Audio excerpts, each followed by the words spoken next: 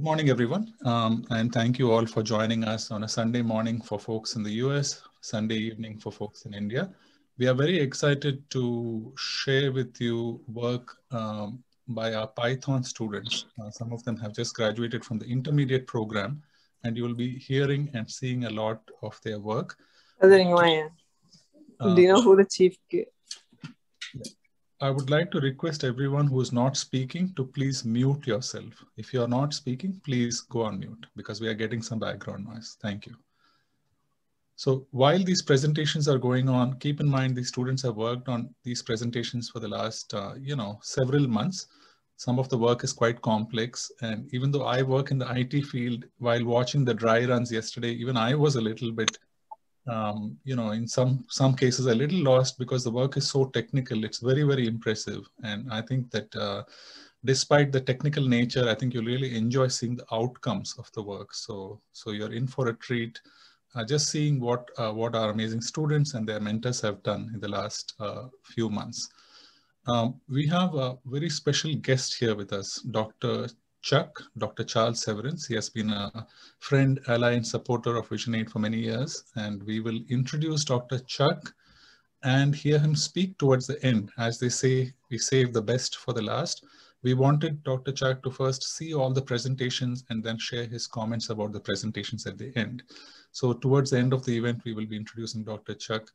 We also have a very exciting piece of news, which we just happened over this weekend. Actually, yesterday we learned about the fact that one of the students who's graduating today just got a job in a high-tech company. And we have invited the chief product officer of that company to join us today. He's on travel. He said he's going to try to join. So after Dr. Chuck speaks, we might actually, if he joins the call, we might introduce him and his company.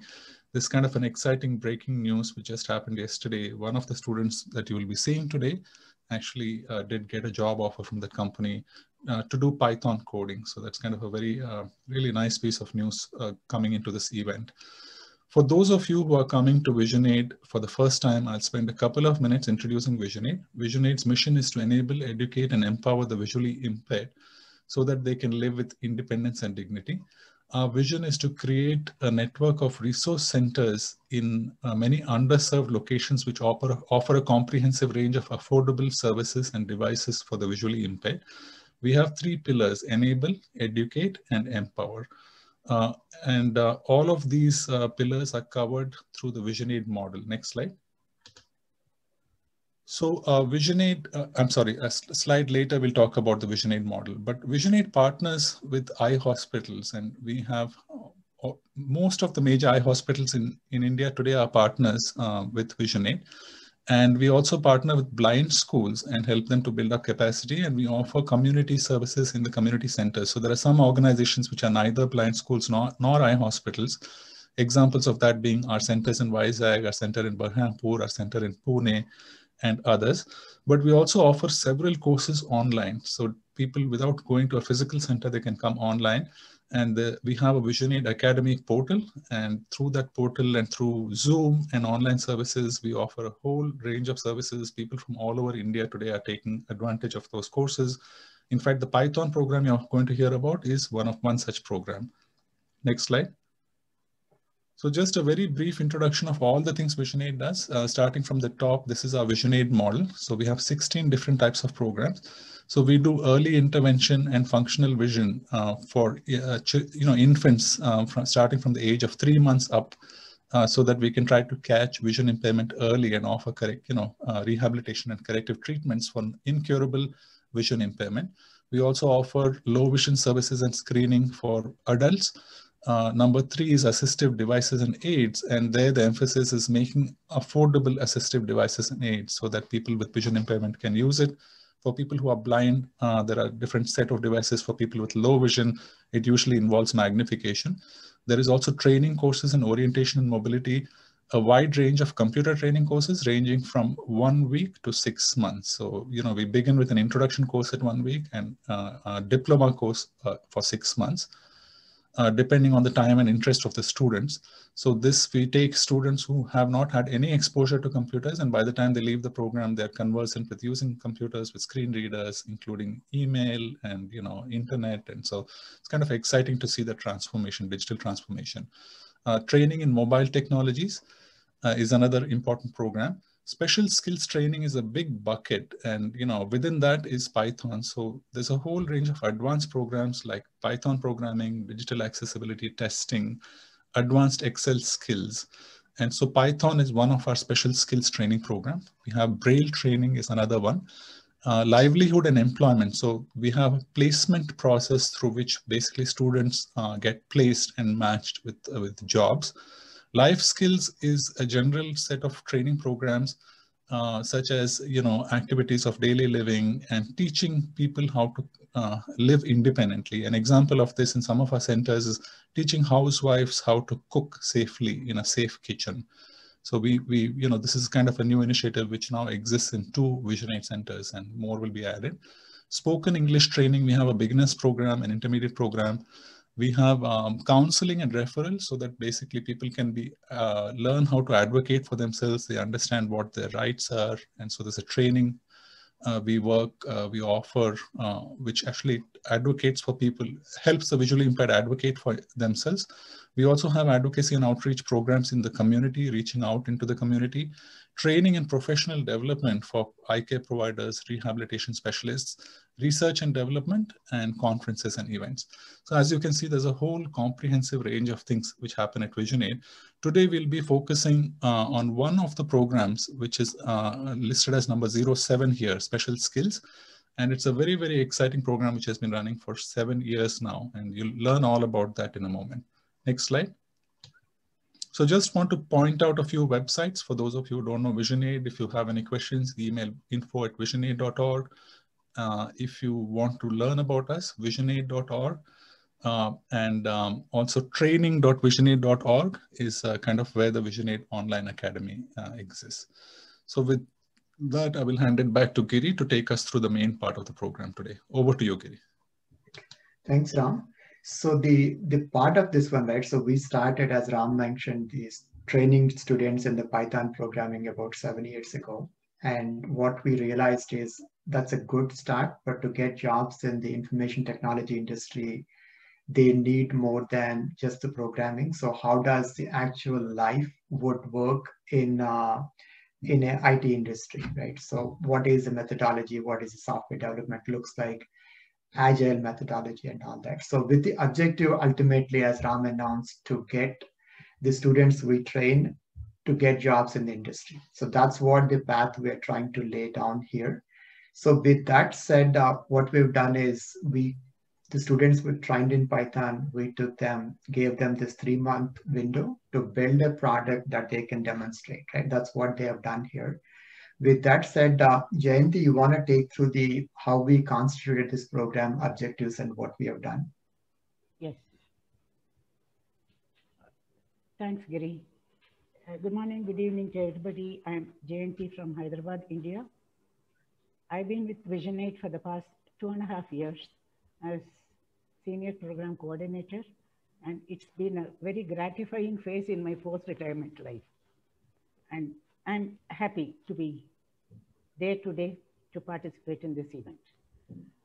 As Giri and Ram said, we have been training people on Python programming, and we needed to come up with what next for them. What it is we can do to make their transition smooth if they want to get into the industries. So we started this program with 2 broad objectives. Goals for the program were to familiarize our students with the standard software development lifecycle phases and expose them to project management tools and processes that are practiced in the industry across. We took 4 teams for this, and the idea was for them to select a project activity and then implement it from concept to completion with help of Vision8 mentors, helping them at every step. And shortly, you're going to see the demo, and it's amazing to see how the students and the mentors together have achieved the goals that we set out for. My heartfelt congratulations to all the trainees, our mentors, Visionade in general, for making this moment a big success and validating our pilot program. That was very important to us, and that's what we got, and that's what we are celebrating today. And my personal thanks to Dr. Chuck, to our sense of spirit of celebration reached a new height with your being there with us. Thank you. Back to you, Giri. Okay. Thanks, Jayanti. So what we will do is, before we get into the meat of the program, so I want to briefly introduce the mentors we have in the program. So you heard from me and Jayanti, so we are the ones coordinating the program. So we'll start with you, Santosh Vatam. Hey folks, my name is Santosh. I've been a software engineer for about 8 years, and I currently work at Google. So I've been part of Visionade for about 4 years now. I started off by joining Swaroop for the Python program, and then moved on to doing it myself, and then now doing this program. For me, the biggest draw for this program was that we wanted to give as close to a real world experience to the students as possible. And this was a great opportunity for that. So we integrated everything from proper project management and how industry selects projects, and how we kind of plan a project, and what are the milestones that we have in various projects. This was the first time that I was doing something like project management. So it was kind of a new experience for me as well, but it was very gratifying to work with both Ankit, Muskan, and a few others who had to unfortunately drop off from our project team, Tony, Kulwinder as well. Yeah. Thanks, Santosh. So we'll move next to you, Sudhir.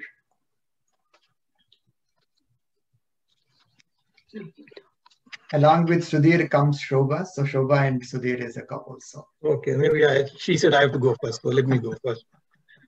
So good morning, everyone, and good evening to everyone in India. My name is Sudhir Verma. I live in Boston, and I've been in the software field for over 30 years now. I started off as a scientist in DRDO. This is the Defense R&D labs. And currently I work for Oracle, and I develop firmware for Oracle servers. I've been involved with Visionade for over 15 years now. I think somewhere 2006 I started.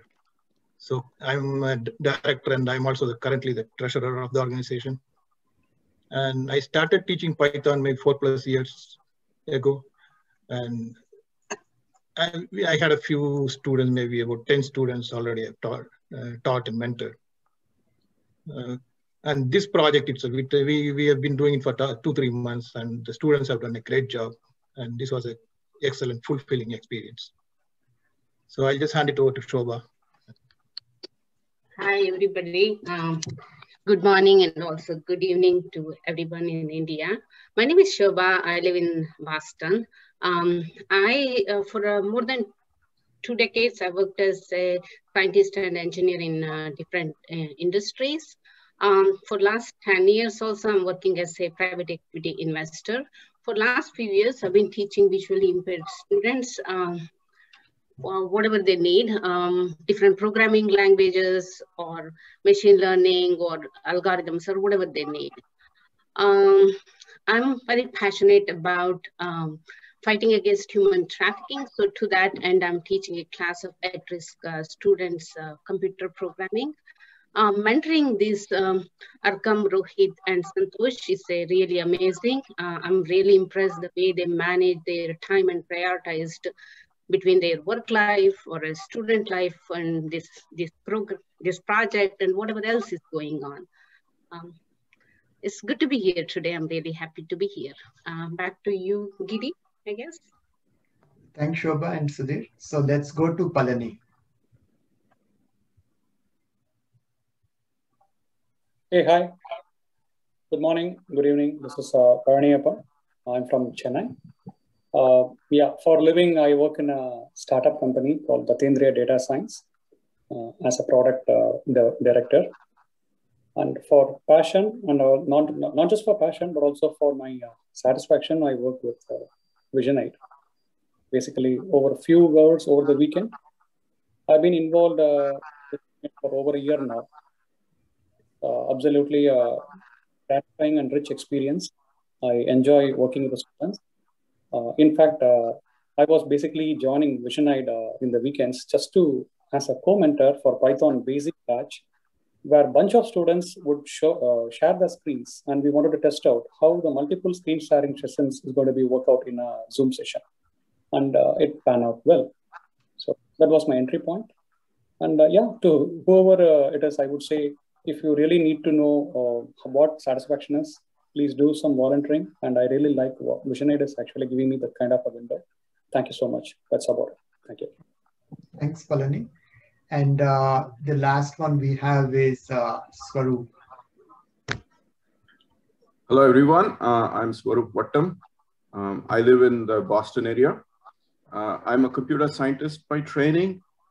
I work as a senior research scientist at MIT Lincoln Lab, where I lead a team of researchers who are trying to solve some of the most challenging problems facing the US government, particularly in the defense sector.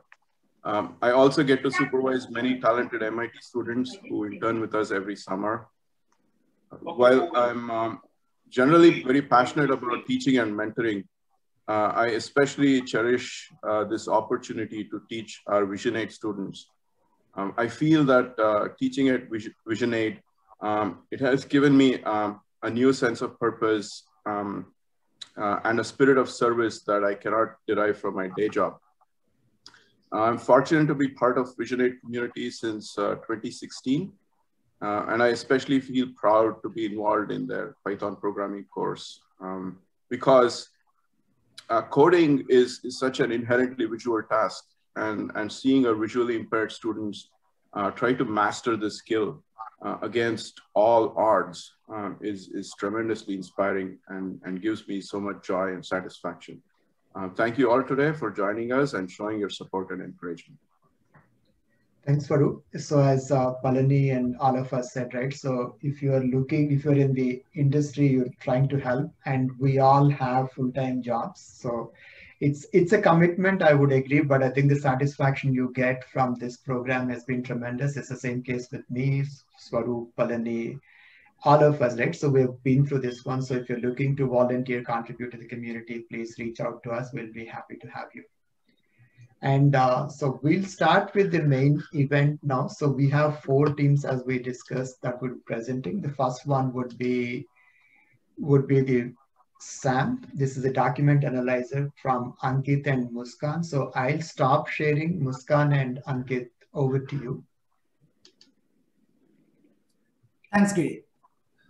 Hello all, this is Ankit. So very, very warm welcome to all of you, and thank you so much for joining us for this program. So we'll go ahead with our presentation with my team. So I would like to request my colleague Muskan to start sharing the screen, please.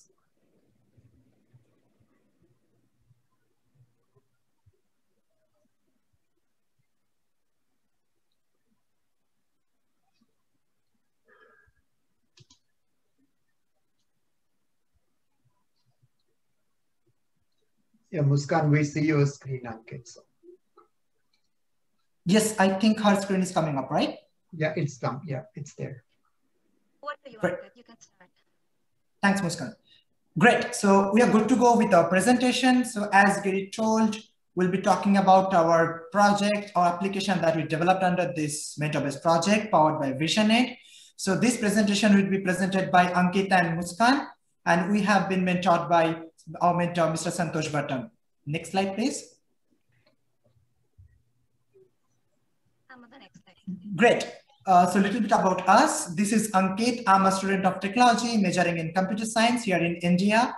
I am associated with VisionAid since last couple of years, where I undergo various programs like Python programming, mentor-based project, corporate skill development, and also interview preparation. So these many programs I'm undergoing by VisionAid.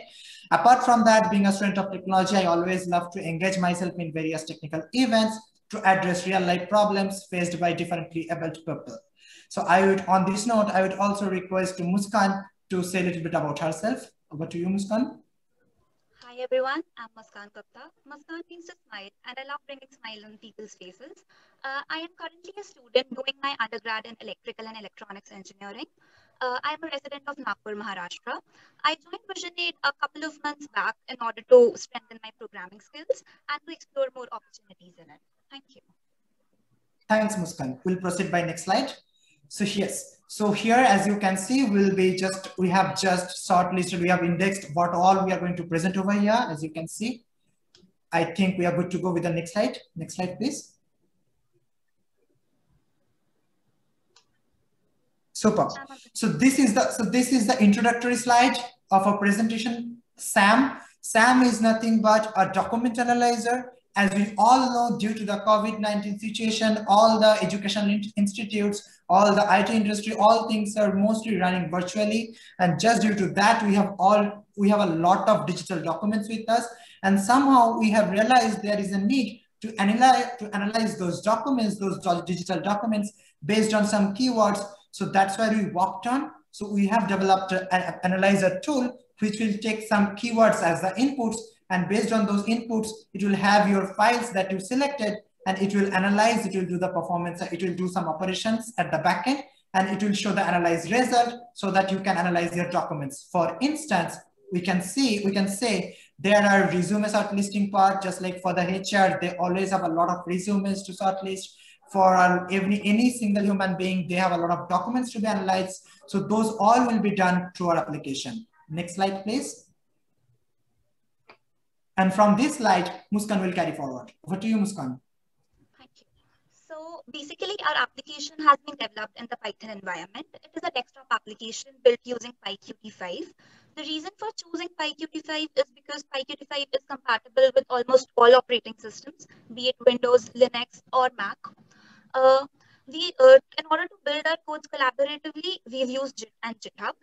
Apart from this, to maintain our design documents and to maintain a proper timeline of our project, we've used the project management website called Jira. So in order to give you a brief about how the data flows in our desktop application, the user first enters the keywords and the files which are to be analyzed. These are then carried to the backend. Here, all the text from the documents are extracted, and the text is analyzed for all the keywords. Once the analyzing part has been done, the output is passed to the UI. Here, it is represented in a tabular format, wherein the first column occupies the file names and the top row occupies the keywords, and with the corresponding frequency of each keyword in each file. So we've come a long way, but this is definitely not the end. We intend to inculcate the database management part. So this database management part will basically keep a record of all the pre-analyzed files and the keywords in order to optimize our application. Apart from this, currently the application only works with .text, .pdf, and .docs type of documents. We intend to take in many more different formats. Apart from this, we intend to display the files dynamically, and we intend to make our application much more user-friendly in terms of the entered keywords. So basically, skill and skills should both give the same output. Over to you, Ankit. Thanks, Muskan. So we'll look into the next slide, what all learning outcomes we have from this program. I think that's a very important part of our program, what all we learned to step into the IT industry. So I will classify this learning outcome into two categories. One is technical, one is managemental. If I talk about technical learning outcomes first, the very first thing that we all learned, what all technical tools those are being used by information technology industry in the real life projects, just like Jira, GitHub, and all those stuff. Apart from that, we learned the technical coding, the professional coding, that how long a sentence should be, how long a syntax should be. not only that, we also collaborated in various technical documents, just like design doc for every module, project requirement documents. We set our goals, non-goals. Also, we used to learn how to take meeting minutes during our several Scrum calls, because as we followed agile software development life cycles, so Scrum calling and stand-ups are the part of the agile software development principle. So those all are our learning outcomes as far technical things are concerned. If I jump into the managemental point of view, we also learned that how to take the meetup, how to make various documents, or also how to be very much dedicated along with the time, so that we can finish up our project in a committed time, in a preset determined time. So this is the learning outcomes. We'll go next. So thank you so much. Hope you have understood and hope you have enjoyed this presentation. So what we'll do is next, we'll just walk you through a demo of our application, so that you can understand exactly how our application is working. I'll request Muskan to stop her screen share so that I can go ahead and start my screen share. Yes, Ankit, you can. Great, thanks, Muskan.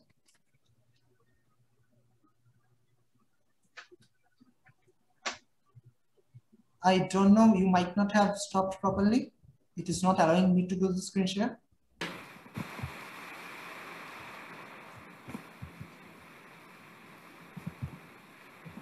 I would like to request moderator if they can stop Muskan's screen share so that I can go ahead and start mine. Great, super. I'll go ahead now.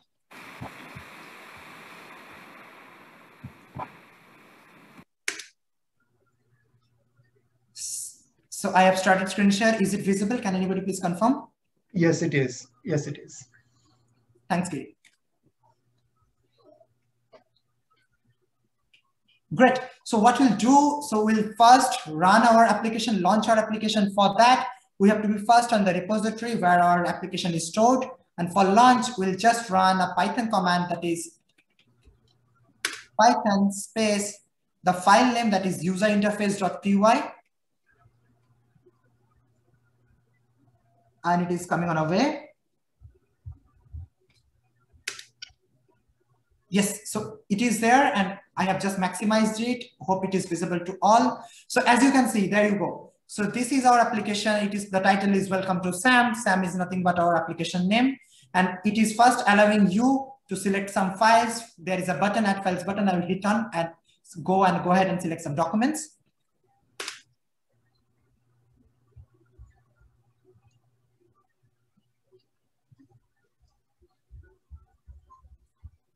I'm just trying to collect some documents from my repository.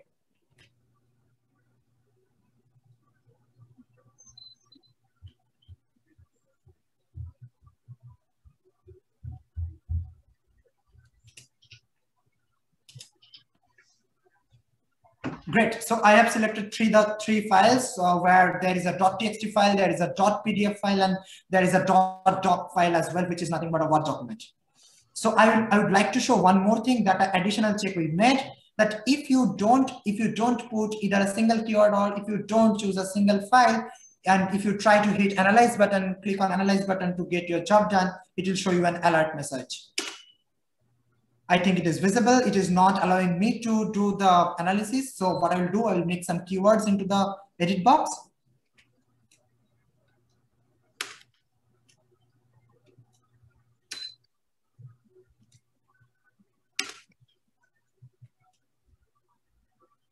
Right, so I have specified 4 keywords, that Ankit, Santosh, Muskan, and Python. So based on these keywords and all the files I selected, it will be showing me a tabular format result where we'll get the frequency of the keywords. Let's see.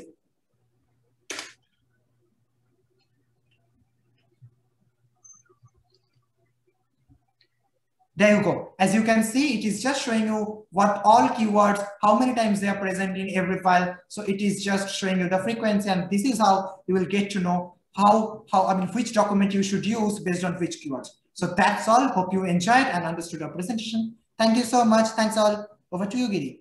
Okay. Thanks, Ankit and Muskan. Really well done. Thank you very much. And now we'll move to those of you who know Python. One of the persistent problems with visually impaired in Python is the spacing requirement. It does not have like C and all that. So it's based on the tabs and spacing to figure out where the loops end. So the students of Sudhir and Shobha came up with very innovative solution to fix the problem. So I will give the floor to them. Rohit, over to you. Thank you so much, sir. I'll come start this screen share. Yes, I have shared my screen. I guess it is. Yes, it is. We can see it, yes. Okay, so I'm starting. Hello, everyone. I am Arkam. And before moving towards our presentation, I would first like to introduce my team. So our teammates were Sudhir sir and Shobha ma'am. And my teammates were Rohit, Santosh, and me, Arkam. So let's move on to the next slide. So in this slide, we will be introducing ourselves. So I'll start from myself. I am Arkam Shakil from Kolkata, and currently I'm a first year undergraduate student. I started learning Python last year, and I enrolled in this project soon after clearing my class 12 exams. This project was a great experience for me. I really learned a lot of things like the agile development and a proper software development cycle, right from the beginning, writing the requirement document, and then designing it, and then writing the code. It was really a great experience for me. Now, I would like Rohit to come and share his experience and carry forward the presentation. Thank you so much, Arkam. I'm audible? Yes, you are. Okay, so myself, Rohit Sharma. I'm from Kolkata, and currently I'm pursuing my graduation in tourism. Last year, I enrolled for Python programming. While I'm learning that, I enrolled for this project. So it was a very great exposure for me to get a hands-on experience regarding the software development cycles, and from the basic to the end of like top of the things. So it was a great opportunity for me. And we also have one more teammate. His name is Santosh Chalian, but due to the circumstances, he was unable to attend this event. So I will tell about him. So he is the full-time employee in RBI. So this is the quick and short intro about ourselves. So let's move on next slide. So as you all know, Python is the most and popular trending language of the era. The reason why people attract towards Python due to its simplicity, effectiveness, and wide use. So let's go to the next slide. So while most of the beginners programmers, and including us, while we are learning Python, we face a lot of difficulty related to indentation. Sometimes we add 2 extra spaces, sometimes we miss 2 or 3 spaces. So it's very difficult because we are using screen reader. So it will read the spaces like space, 8 times, 9 times, how many spaces are there. So it's very difficult to remember the space part.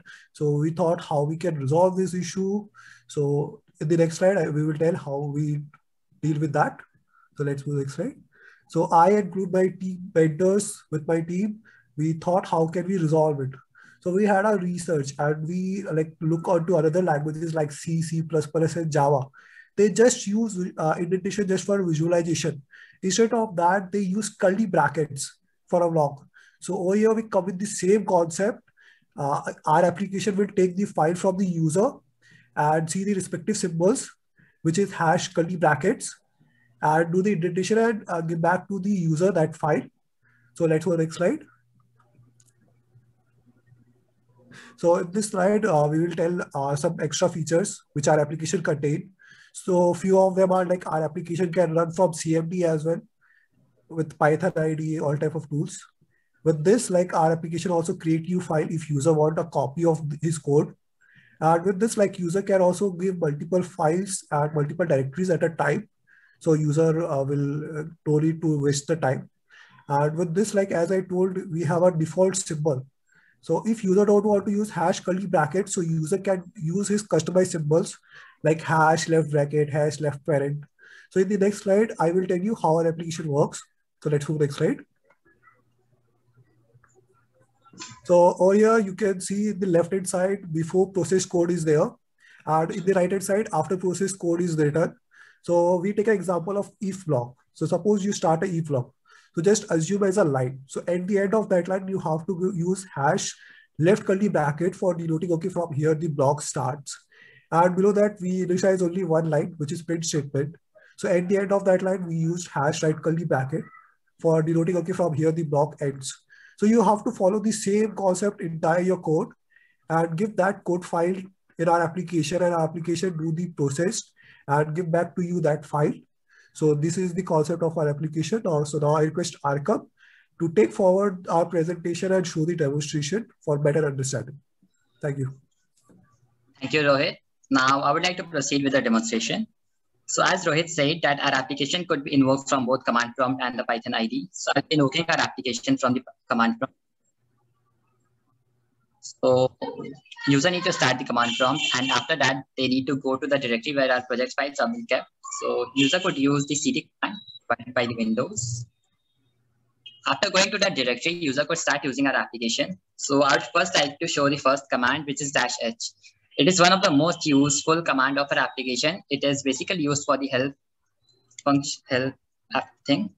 So in order to use it, the user need to write the command py, which stands for Python, then indentation.py, which is our application name, and then -h, and hit enter. After doing so, a bunch of information would be presented to the user saying how our application works, what are the features, and so on. So now I would like to proceed with the next commands. So I'll be showing two commands, which is -i and -o. So the concept behind these commands are -i is used to give the input files, whereas -o is used to give the output file names. So I have a file over here named test1.py, over where we have a lot of code, especially nested blocks present inside it, and the code is not been indented. So you try to process. So the command would be py, indentation.py, then -i, then that file name. In my case, it is test1.py, then -o, and a file name over where the user wants the indented code to be. So I'll give it result.py and hit enter. It says that the file is been indented, so we'll check both the files. So first I'll open the test1.py. So the code is present over here, but it has not been changed. It has not been indented yet. So we'll check the other file. So, oh, it is a file. Has the same code, but the code present over here is been indented now. So this is how these both commands work. If the user want the indented code in the same file, then they could omit this -o and the rest part. User could also give multiple file names separated by a space. So let's move on to the next commands. So the next commands are -f and -d. So basically the use of these commands are still same as -i and -o. But the difference is that with the help of these commands, user could give a particular folder or a directory to be processed. This could be useful to the user if they are working on any project or an application where they have a lot of files, like 4 or 5 files, and they want to process them all. So this could be useful in that case. So now I would like to proceed for the next command, which is -c. So as Rohit said earlier, that our default symbols are hash and curly brackets, but instead the user could give any other symbols as well, like hash and square brackets. So I have a file present over here, test3.py, where the same code is present over here. It has not been indented yet, but instead of using hash and curly brackets, I have used hash and square brackets. So I'll try to process this file. So the command would be py, indentation.py, -c, and after giving -c, user need to specify the symbol which they have used. So in my case, it is hash and square bracket, then the space, and hash and square bracket, and then the file in -i, and then the file. In my case, it was 3. Says that the file has been indented now. So the present in this file has been indented now. So this is how our application works. These were the few features which our application have. Besides this, we have more features and more restrictions as well. It was really a great experience for us. But while building this application, we faced a bit of difficulties as well. So few of them we were new to Python when we were building this application. So we faced a bit difficulty in that, like we were learning and then building it. So it was a bit tricky for us. Besides this, we were also new to different modules like OS and SYS, which we have used in our application. So that was a bit challenging as well. Besides this, I and Rohit are a full-time student, and we also had our exams, and also it was a bit difficult for us, but still it was a very good experience. And on this note, I would like to end our presentation by thanking Vision 8 for providing us with such a great opportunity, and especially I would like to thank our mentors, Sudhir sir and Shobha ma'am, for helping us and guiding us. Thank you. Hey, well done, Rohit and Rakam. So this has been a problem since we started with the Python, right? So the indentation, the using space as indentation, I think you found a problem. So, and your code came out really nice and you're doing it really well. Thank you very much. So we'll move on to the next presentation with Ashwati and Samira. So they talk about just repeat tool. Over to you, Samira and Ashwati. Thanks, Giri. Ashwati will share the screen.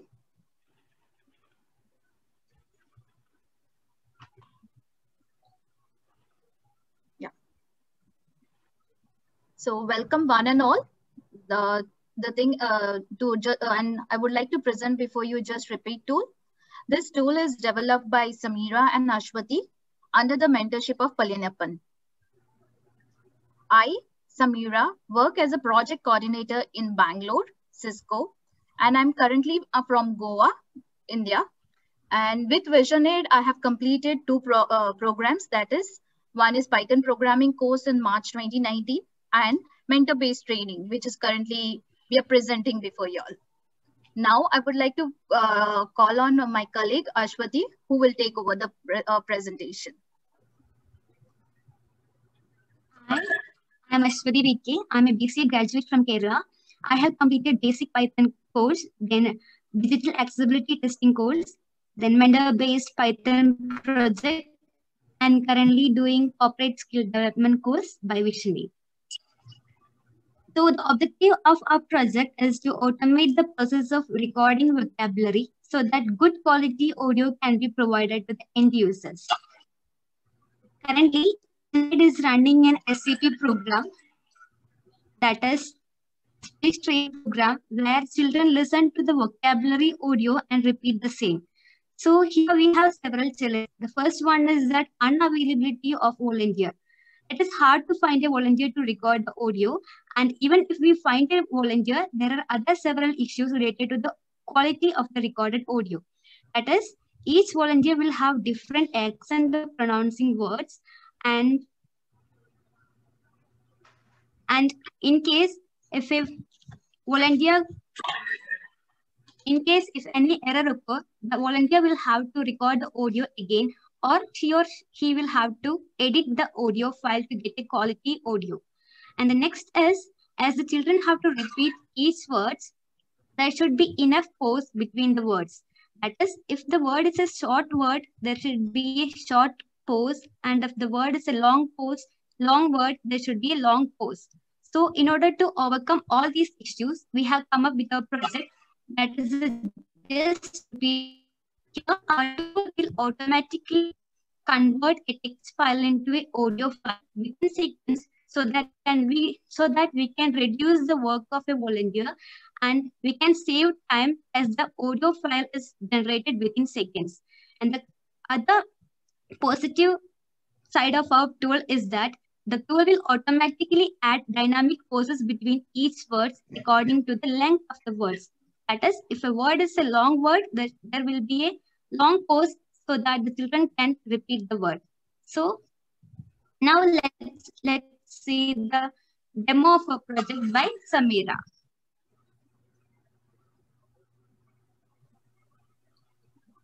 Okay. I will share my screen now.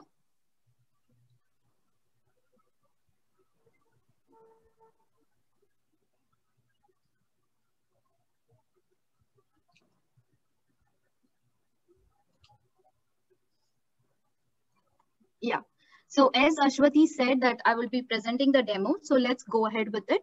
So the thing is, we'll get a document from the user. That document will be in a text format currently. And these words which I'm presenting before you are going to convert it into audio. So these are the words normally we used to give it to the volunteers, and then volunteers used to record it. So since as you all have heard about the challenges, so we came up with this tool. So this tool will generate an audio file which will be in a fraction of a second, which will be created. So I'll go ahead with the showing the demo of the tool. So the tool, in the tool, it will ask give your file name. So I'm going ahead and giving the file name. Then this tool will ask us whether you want that audio file in male voice, female voice, or a default voice. So I'll choose female voice.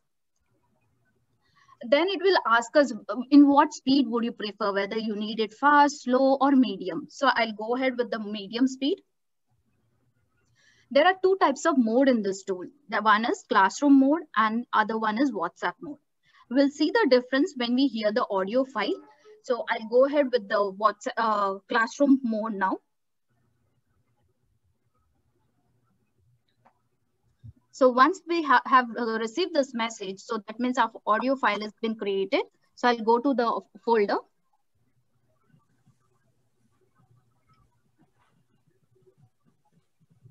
This is the audio file that has been created by the tool.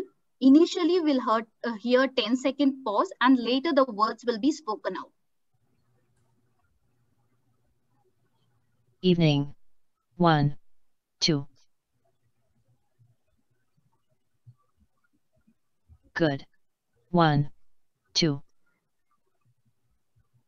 Hello. 1, 2. Hi. 1, 2. So we have heard some of our words that have been spoken by this tool. So we'll go ahead and check the WhatsApp mode now.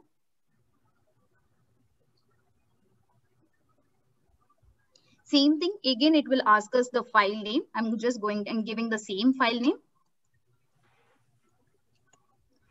Previously, you all heard female voice. Now we'll go ahead with the male voice. Same thing, previously we went for medium. Now we'll go slow. And now we'll check the WhatsApp mode.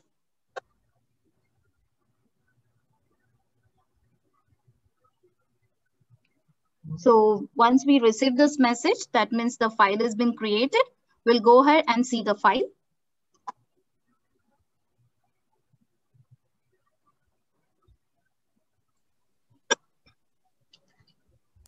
In WhatsApp mode also, initially we have 10-second pause and then the words will be spoken. Okay, fine. Let me finish. Don't go to screen time. Okay? Evening. In that, this one also goes on.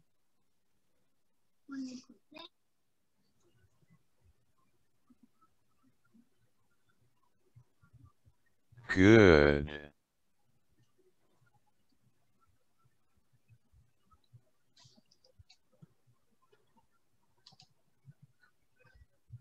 Hello.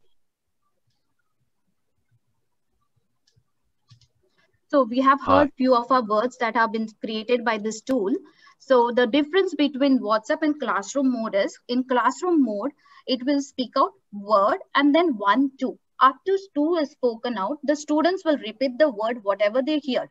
For example, evening, then it said 1, 2, then the students will repeat as evening. In WhatsApp mode, what happens? There is 1 and 2 have been excluded. It is like only in the listening up. You can only listen the word. If you want, you can use it whenever you're traveling or whenever you are not in the classroom, you can use this tool. So when so coming back to the presentation, so when we were doing this project, a tool, when we were creating this tool, we had two types of learnings. One was like process learning and another one was technical learning. So in process learning, we learned like different ways, like how we can collect information from the user. If we are not clear, whatever the user is having an issue, a problem statement. So how to ask, clarify those questions, asking them provoking types of questions. So getting that clarified, then doing a research, what application to use, all those, what are the research that we have to do on it. So we use some Google engine or some books that we read through. And then we decided who is going to do which task, which team members. Since me and Ashwati were both teammates, so we decided which section I will handle and another one will be handled by Ashwati. So writing the code, doing a debugging. If the code is not working, how do I do a debugging? After code is ready, how do we do the testing? There are different types of testings that we have used in this. And firstly, we tried by doing a user interface, user acceptance testing also we have done. And lastly, how to deploy this project, like how we can put it in the user environment. So that's also we learned in this process learning. Coming to the technical learning. So when we were doing a technical, since we use agile model and there is also waterfall model. So we prefer using agile model since it is latest that has been used in the environment now. So we did this by using an agile model. So what the different types of libraries that we use to convert text to speech. One is GTTS and PyTX3. So initially we started with GTTX library since we couldn't go up with GTTS library since there were some technical issues. So we switched from GTTS to PyTX3. So the switching was also a little challenging. Like if this is not working, there was an alternate solution that we learned into.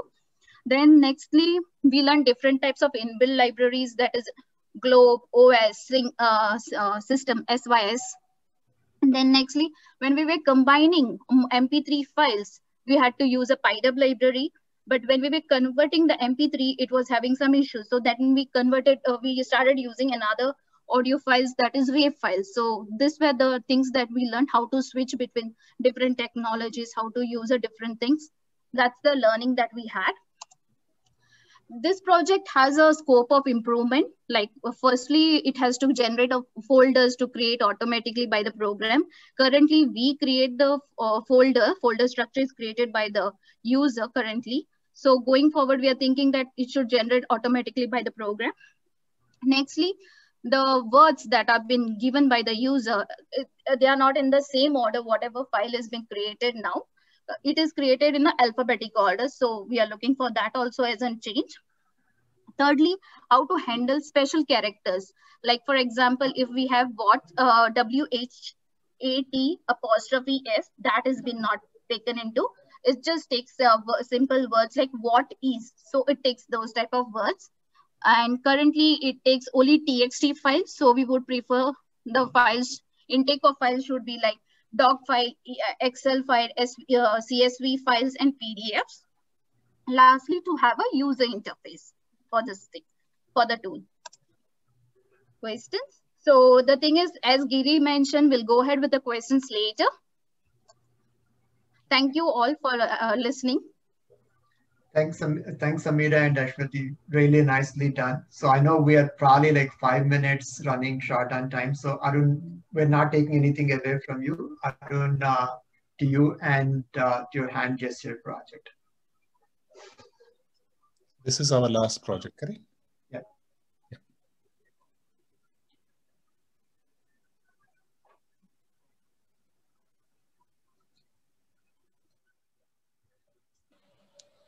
Hello? Yeah, Arun, we can hear you, but yeah, go ahead. Okay. Hi, everyone. I am Arun Kumar. I am currently working as quality analyst, and my project is hand gesture recognition. Slideshow depth. Before I go into a main project presentation, I will sincerely thank Swarup sir for guiding me to do this project and the Vision 8 team. Apart from this project, I was also with Vision 8 last 1.5 years. I started with Python foundation course, and I did a digital accessibility testing course and this Python project course. I am also currently pursuing course called corporate skill development with Vision 8. Slideshow depth. Project overview. Yeah. The overview of the project is what this project does is it will recognize the hand gestures. For this project, I have took 4 images like left, right, peace, and palm. When we give the gestures, it will recognize what label it is.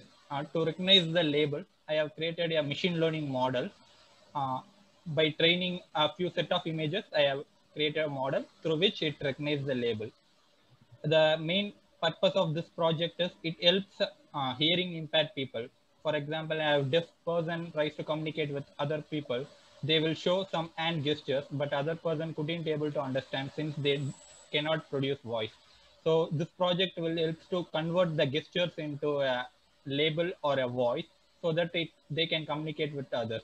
The other scenario can be an old age people or a sick people who couldn't able to convey some messages. They can show some gestures, which in turn be taken into some voice or comments. Yeah, this is the purpose. Slideshow dash slide. As I said, these are the 4 images which you see in the screen, which I used for this project.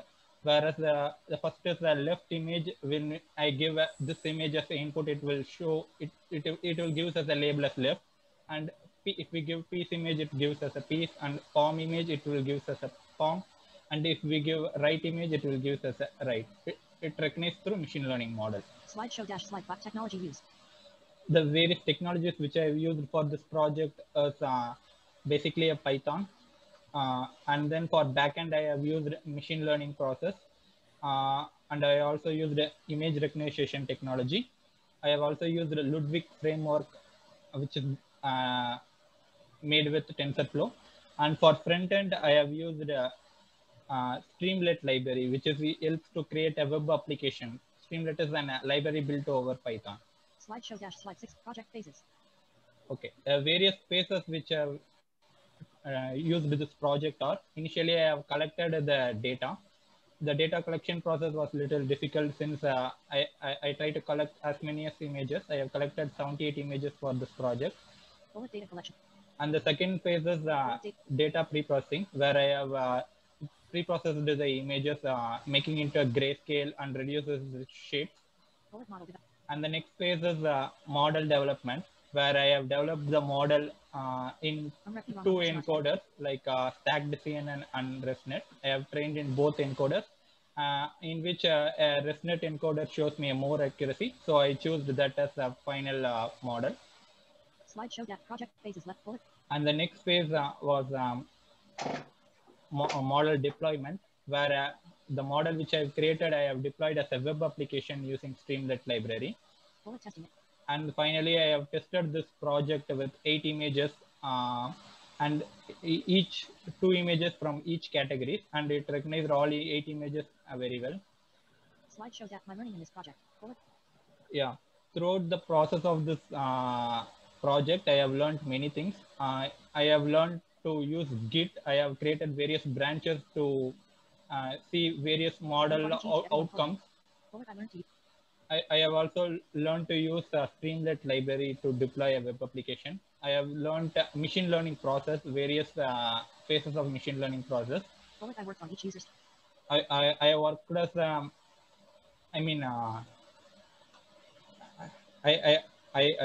I worked on agile methodology for this project.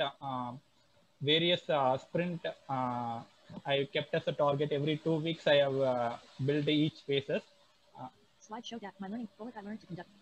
I also learned to conduct a stand-up call and to communicate with my mentor. Yeah, this is what I did throughout this project. Let me show you the demo for this project. Hand dash PowerPoint. This meeting is meeting row 1 hand dash host attendee SRC row 1 column 5. Yeah, these are the files I have used this project. SRC with recent locations button. Up band address search edit box tree view items view list build line model. Yeah, I have used 3 Python files. One for creating model and for inferencing the model, and I have deployed deployment file. Address Let me show you the demo. C colon back. I will run the deployment file. STREAMLIT space RUN space DEPLY line MODEL dot PY. Yeah. Now the a new version of Streamlit is available. Output will show up in the browser. Alert loading dot. Yeah, this is the user interface for my application where we can choose the image so that it will generate a label. I will choose an image. Make it drag and drop. Browse files. Open dialog file. Files of type. Open button. From some open up band address. Search edit box. Command module. Tree view. Item view list. Left. Yeah, I will choose the left image first. Deploy line model middle dot streamlit dash Google. Now the image is loaded on the screen, below which you can see the label for the project, which is left, and which is recognized through machine learning model. What this image is. Let me show you another image also. View full stream toolbar address deploy make drag and drop browse file. Open dialog file name colon blank items view list left correct piece left right 23. I will choose the right image now. Deploy line model middle dot stream. Yeah, the image is loaded, and below the image is classified as a right using machine learning model. Yeah, this is about my project. Thanks a lot for this opportunity. Hey, great job, Arun Kumar. I know it's you made it look very simple, and I know it's not that easy. And I've done this work for a living, and it's not easy. And doing what you've done in 3 months, classifying, getting the data, and using machine learning to do what you've done is amazing. Thank you very much. And that concludes our student presentations. I'll just pause for a minute, and the next topic is Dr. Check, if you want to address the students, your closing remarks, and then we'll move to the open section. Giri, if you could just bring up the slide with us, Dr. Chuck's information, I'd like to briefly introduce. Yeah, that's fine. I will share my screen.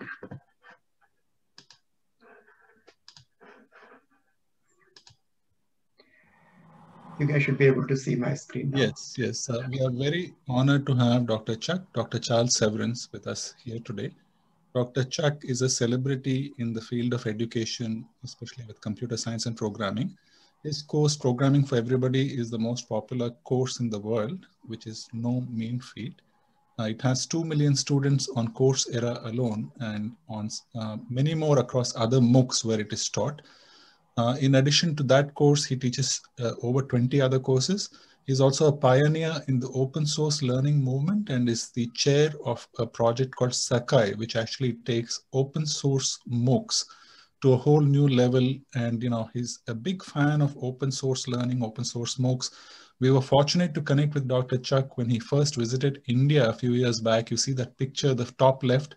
That's Jayanti with Dr. Chuck. That was our first meeting, and we presented him a memento.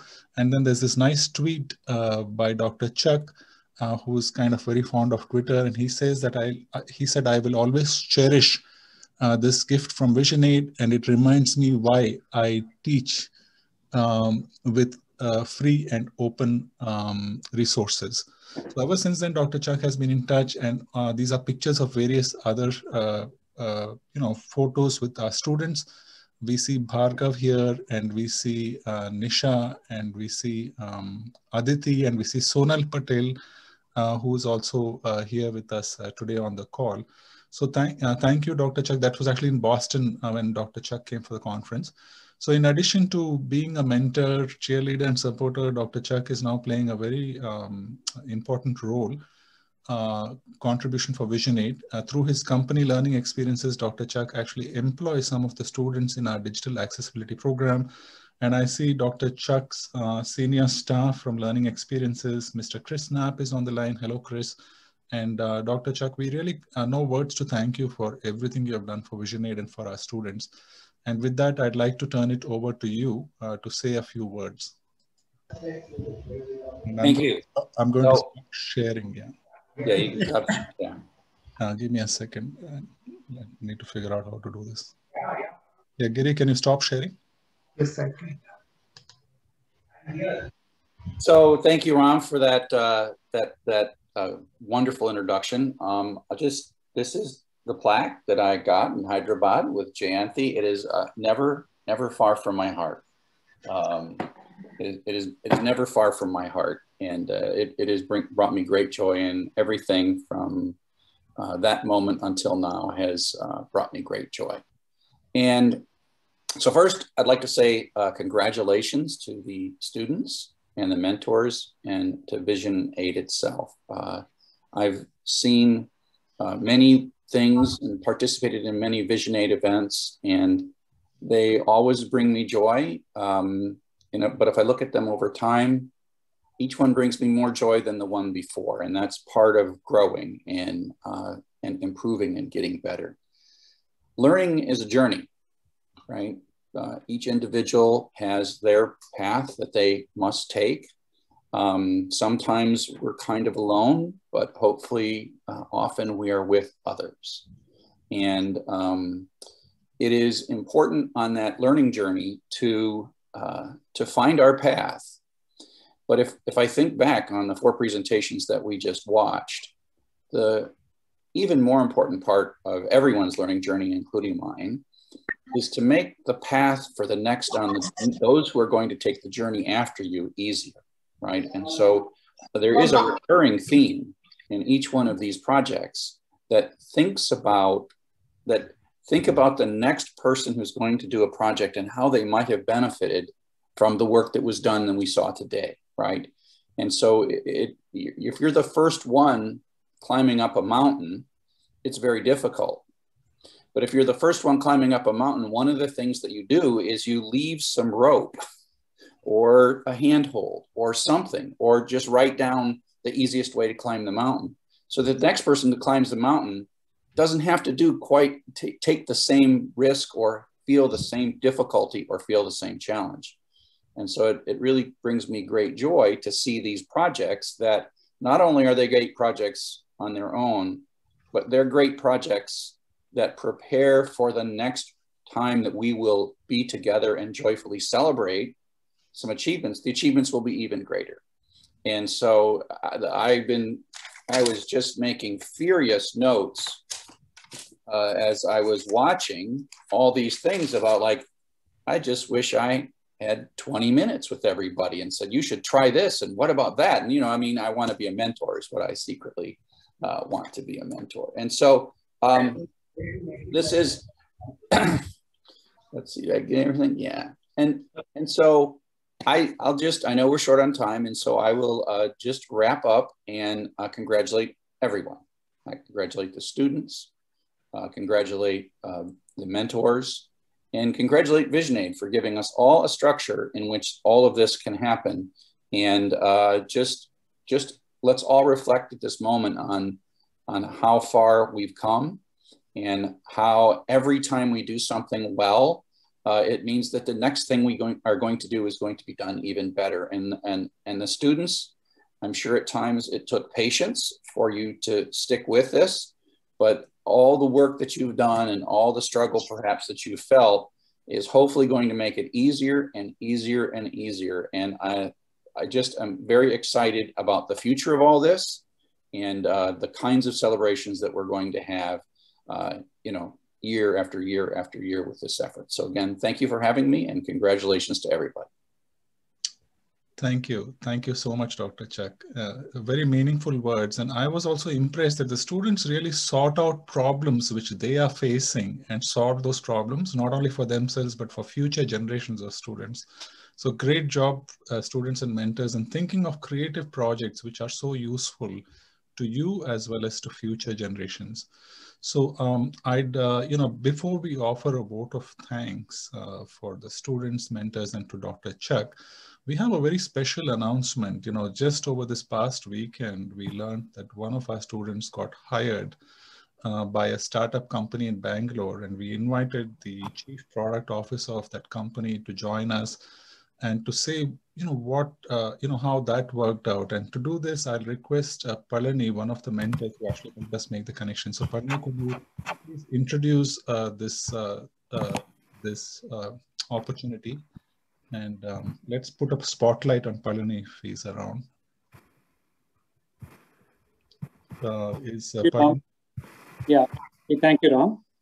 Yeah, as you said, glad to share the news that Arun Kumar, part of Swarup's team, who had presented the hand gesture in today's demo, has received this permanent position offer from Severance.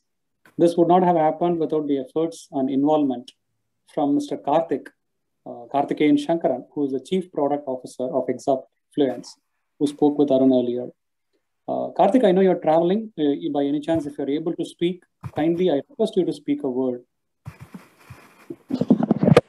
Yeah, I'm very much here, so I can say a few words. I just want to say, wow, right? Amazing projects, amazing stuff created by the students. I was really impressed. I got recently introduced to VisionAid through Parni.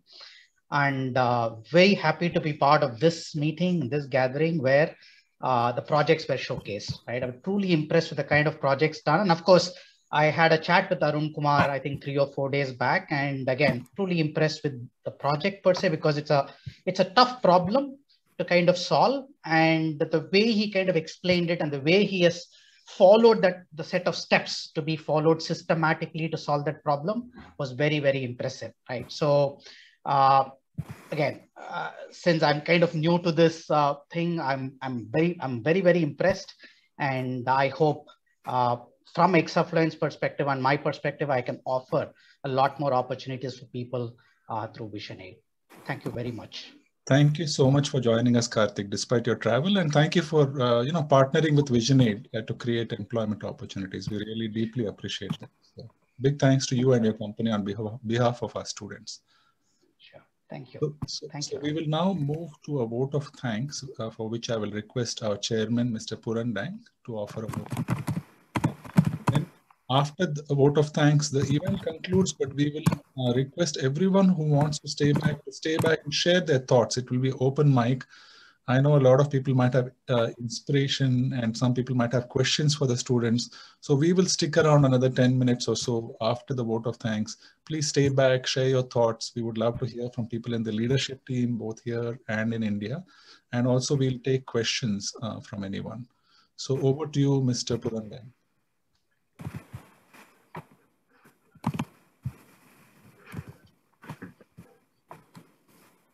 Yes, we can hear you. You're on mute. Probably you have to unmute. Hear me? Yes, we can hear. Yeah, good morning. Good morning, everybody. I am so delighted to see these presentations. And I was feeling that our students were speaking as if they were the teachers teaching the class of other students. That they have just taken this training recently. Level of confidence was so high. And we are grateful. Yeah. So nice to meet with him. You are a glorious professor. And what you are doing to 2 million students, you are teaching online through EDX and other mediums. I am really very impressed. And all these students gave such beautiful presentations. And the teachers, like Arun Kumar, Professor Dr. Uttam Swarup, his teacher, it's very difficult to give such an education to a person who doesn't have eyes. But it's a matter of vision. And everything is so good and it's so encouraging that VisionAid and the students and all the teachers working hard to help the people with deficient eyesight. I want to heartily thank everybody and Dr. Chuck particularly for gracing this occasion. It is very important coming from a teacher, and moreover, I was very impressed that Dr. Chuck went to India and visited these blind students and institutions. So we feel you are part of us, totally. And we are very grateful. There is a little poetry in me, and while you were talking, I just wrote a few words. Dr. Chuck, our eminent teacher and guide, gives VisionAid a great pride. He gives a great pride. We respect you and revere you. Your help to VisionAid is a boon. It will shine like a full moon. Our sincere regards to you, Dr. Chuck, and all others. Thank you very much. We'll always remember your participation.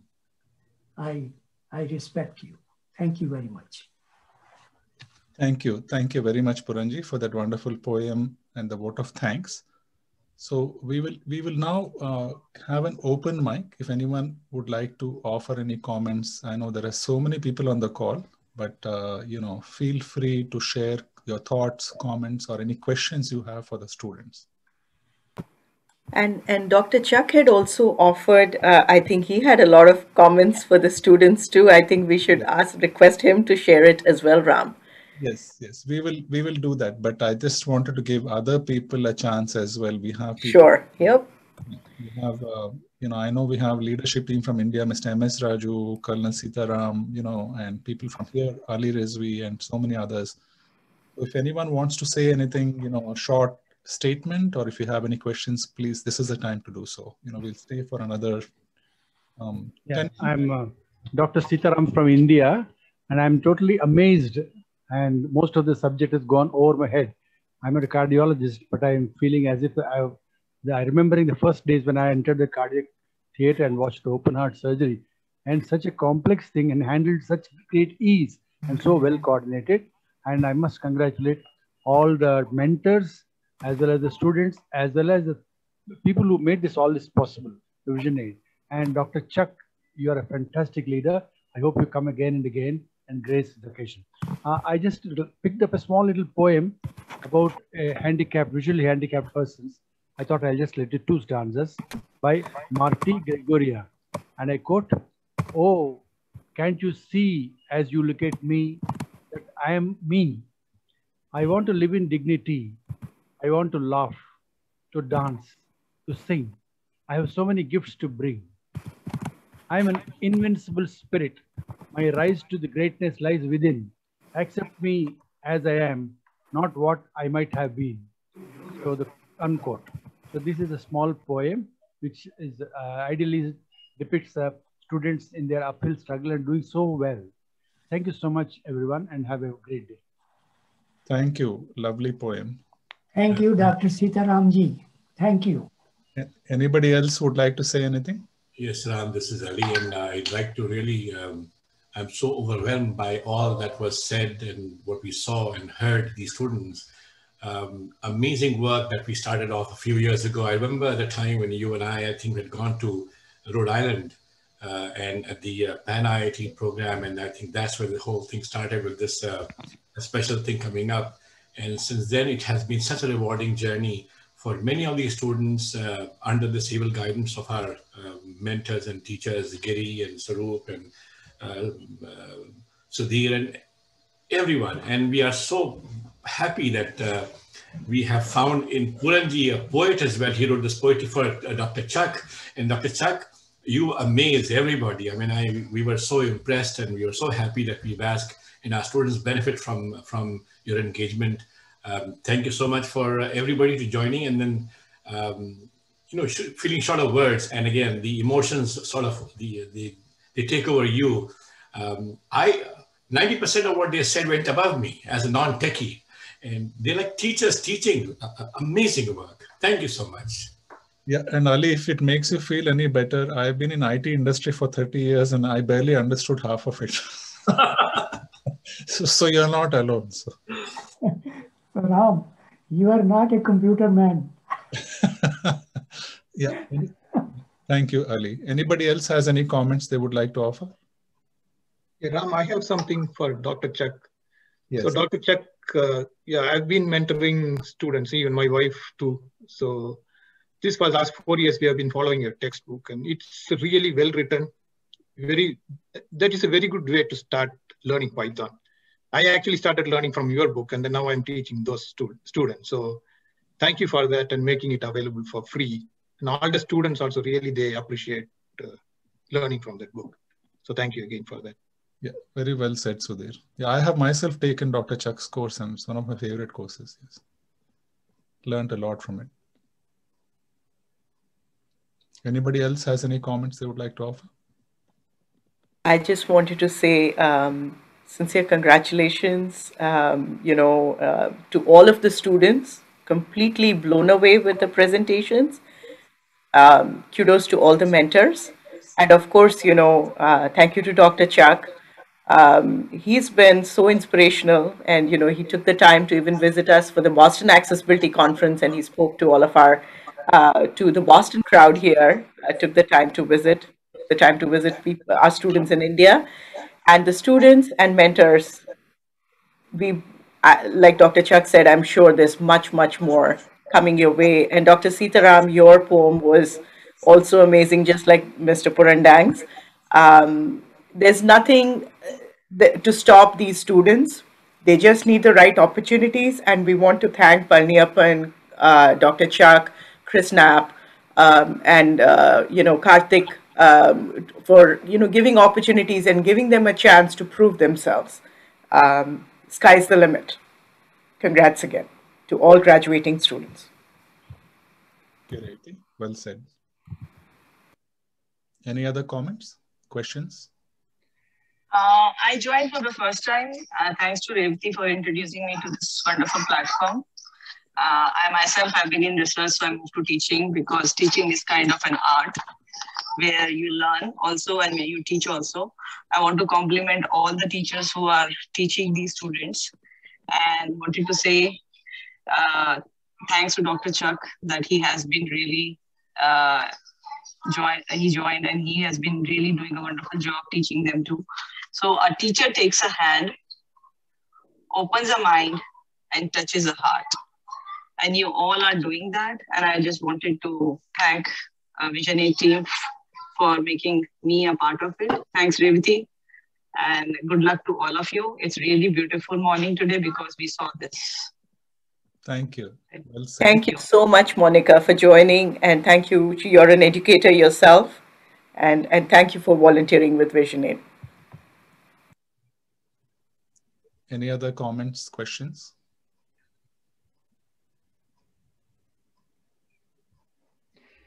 Ram, when we're doing all the dry runs, right? I know we transitioned from 10 different people using screen readers, India and all that thing. So I was not sure how this event is going to work, but it worked flawlessly. And those of you who are cited, the amount of work the students have put, you don't even know, they don't see what's on their screen, but they switch between doing a demo to PowerPoint slides, handing off between the presenters. It's all worked so well as if it's been very well choreographed. So nicely done, students, and congratulations. Yes, yeah. In fact, all of us were a little nervous because everything was live and all the students are calling from different parts of India. Some of them are using hotspots on their phones.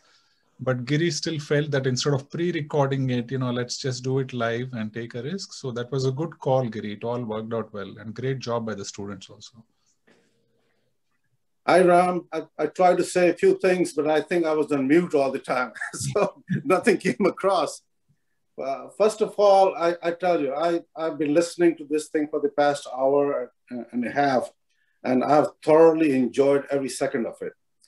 It's been great. I think I second the congratulations to Giri, Jayanti, all the mentors. I think there are many of them, and I sincerely thank them. And I was really amazed at the ability of the students to present the information. They did a fantastic job. I just cannot say enough words for them. And lastly, Chuck, what he said about leaving a trail and teaching the people who are coming after you, I think that is really, really very insightful and very good. And we also thank Karthik for giving Arun the opportunity. So very, very enjoyable, very impressive, all the coordination and all the things making it happen flawlessly. And we thank you, everyone. It's very, very impressive. Thank you so much, Lalit. Really nice words, and I completely echo everything you said. Well said. Maybe we can take one or two more comments from anyone before we close. Last call for comments or questions. Ram, did we have something from Dr. Chuck? He was trying to say a few questions for the students. Let's circle back to Dr. Chuck and we'll close with that. Yeah, thank you. Dr. Chuck, we didn't give you enough time, but before we close, if you had any final closing comments, thoughts. I'm just waiting for everybody to, those who haven't spoken, I want to give them priority because I had my time. So everyone else can speak and then I can talk. Yes, I think we are done. I think that, yeah. So it's over to you now. Well, thank you.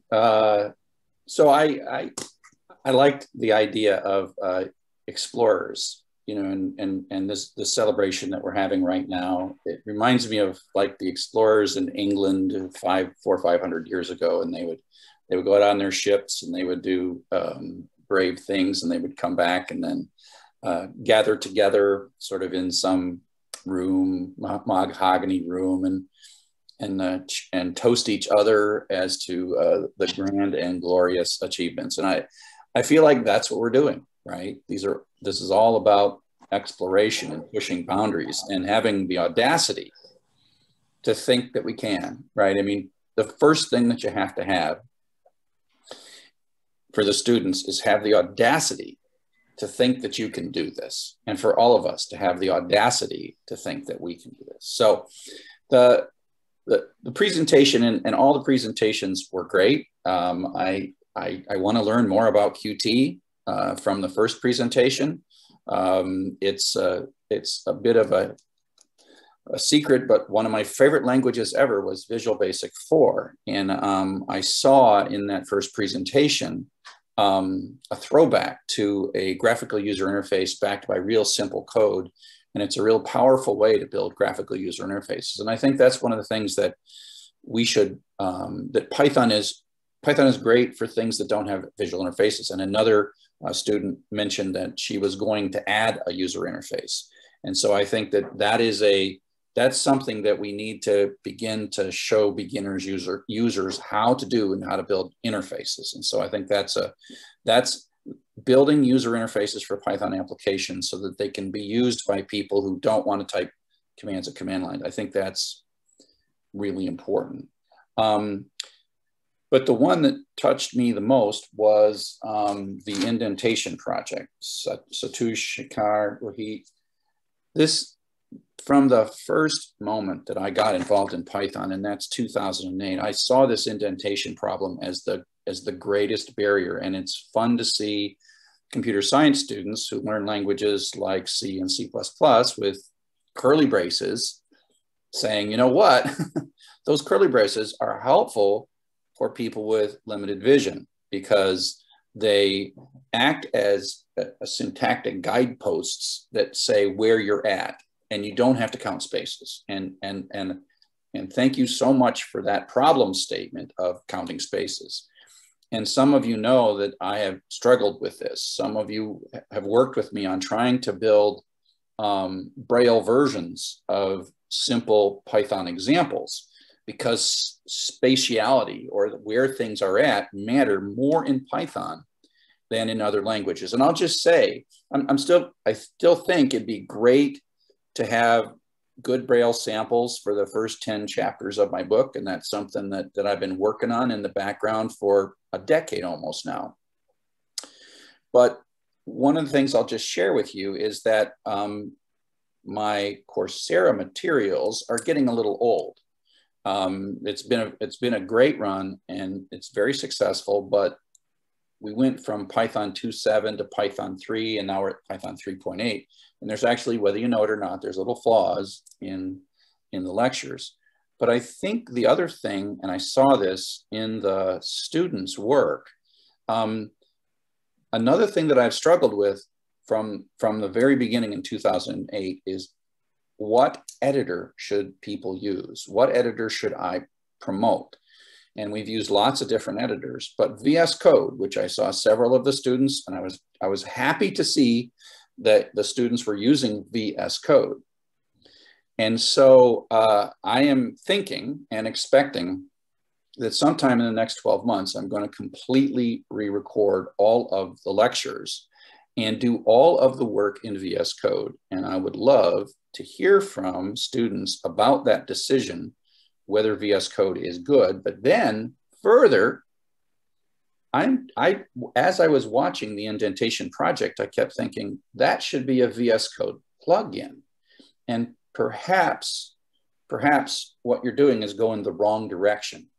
What you're doing is you're taking annotated code with your hashtag curly braces, and you're making sort of standard Python. But imagine if what you were doing is you're a person with limited vision and you're dropped into a Python project, and you can't write all the code in the hashtag curly brace syntax, which I think is a lovely syntax. But if you could teach VS Code to say, oh yeah, here's a Python program, somebody else wrote it, not vision impaired. I want to see it the way I want to see it. And so you could imagine, and I'm betting that the students who did this are all, their brains are just going, wee! Think about it as a VS Code plugin that transforms into your syntax and then back out of the syntax. And it's non-trivial to do this because you don't want to, in the world of Git, you don't want to introduce a whole bunch of diffs just because white space changes. So it's not as easy as taking all your tabs and spaces and turning them into your hashtag curly brace syntax. But instead, you have to, then when you go back, you don't want to introduce unnecessary noise in the Git change things. And now I'm sure I've lost 2/3 of the people or 3/4 of the people on the call. But okay, so no, you, okay. Okay, yeah, okay, so, and I'll just stop there because you know what? I'm going to bet you in a year from now, we're going to have another one of these and someone is going to have written a VS Code plugin that does exactly what I said. And that's just how this works, right? That's exactly how this works. That the journey to base camp gets you to the next journey, gets you to the next journey, to the next journey. And the journey never ends. It really never ends, and the joy never ends. And there will always be new things to do better and faster and bring more people into this. And so thank you for letting me talk, Ram. I always appreciate it. And it brings me great joy to be part of this group. Thank you so much. I think that's a great note to end the event on. I want to thank Ram, one question. I know, Dr. Sheikh, you took a lot of notes and you want to talk to the students. So if you wanna, we can set up a separate session with them, or if you want to share your notes, we can get the feedback to the students as well. I know we're out of time here, but if you want to give some feedback or some suggestions in terms of what they want to do. Most of the students want to continue working on this project into like some hackathons and further develop that one. So that could be an idea. If you're open to it, please do share your feedback. Yeah, the two topics that I wanted to talk the most about were the first presentation and the second presentation. In the first presentation, I wanted to learn about PyQt and how that worked and what the barriers are to that. And then the second presentation, you heard me talk about the second presentation. And okay. That, so I'm happy to interact. And Ram knows where to find me, right? Got me on speed dial, so we're good. And so happy to be part of that. So Ram, I have a quick comment to what Dr. Chuck said. So what you said is a really great idea about a plugin. Actually, our students have started thinking of a plugin, but it was not the way your idea is, but it's slightly different. So you create a file, you do the editing, you add all this hash bound indentation, and you just click a button and it automatically indents for you and show it on the screen. So what you're saying is going backwards, but yeah, I think backwards is more important, right? Yeah. Because really it's just a view in a sense. If you think about it, the hash curly, and think about this also for a second, because I know we're extending the thing and brainstorming all of a sudden, which is great fun. You could imagine that the Python people in the right time and place would, we could show this to the broader Python world, right? And I honestly think one of the weakest things I see in Python is the inability to put my cursor on a curly brace and hit the % and go to the closing brace. And I guess our more advanced students have been doing that, right? They're jumping to the beginning and end of blocks. And it's just harder to do that because it's such a visual language with all the space. But we better stop talking. We can find another time to have these more in-depth conversations. But so again, congratulations to everybody. Machine learning and audio generation and customizing audio generation, those are all important problems too, even though my obsession with VS Code is got me all excited. Thank you, Dr. Chuck. Your enthusiasm clearly shows through, and I'm sure that all the people who understand and love Python probably resonated with everything you said. So Giri, anything else to say before we close? No, I think we're good, Ram. I think thank you for people staying back. I know it's ran longer. I think you got something out of it. I truly appreciate taking time on a Sunday to join us. So it's been a wonderful event. Thank you. Thank you, everyone. Thank you all. Congratulations again to all students and Bye, all. everyone. Bye-bye.